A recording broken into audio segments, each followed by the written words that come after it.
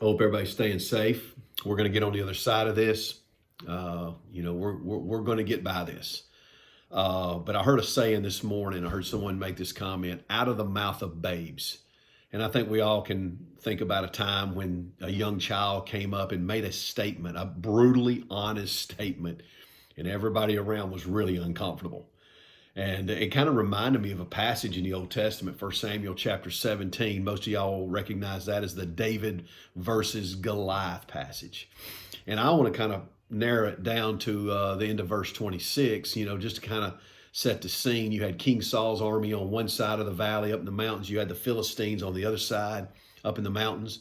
And each morning and each evening, Goliath, this giant, would come down and just taunt the army of Israel, taunt them and just challenge them. And it says in Scripture that the army of Israel was very afraid.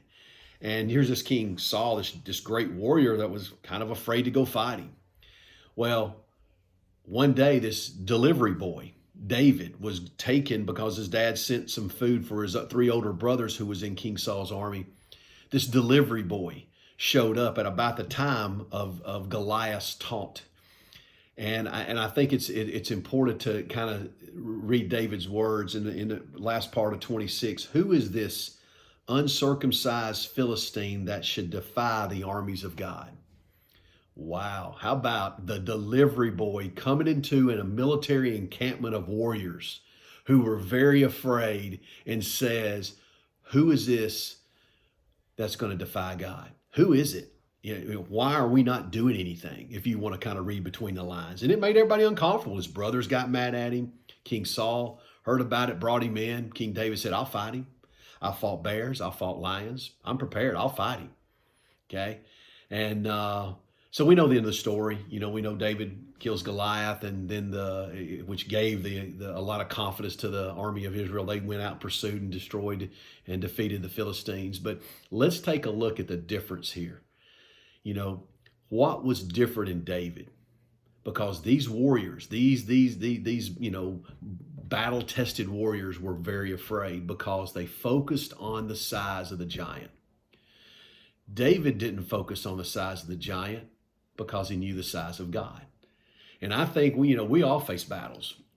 We've all got these giants that we're facing. Now with the coronavirus going around, the economy's down, jobs, there's money, there's health. We've all got battles. Everybody's got a battle that they're facing. And I think how we face that battle is important. I think we can look at two different ways of looking at it. We can focus on the size of the battle and be very afraid, or we can know the size of God and not focus on the size of the giant. And I think David gives us just kind of a great word there. And if David was here to talk to us, do you think he may say something like this? When you're facing a battle, if you know the size of God, you can take a rock to a sword fight and be okay. And I think that's how we got to approach it, taking a rock to a sword fight because you know the size of God. I hope you stay safe and roar lions.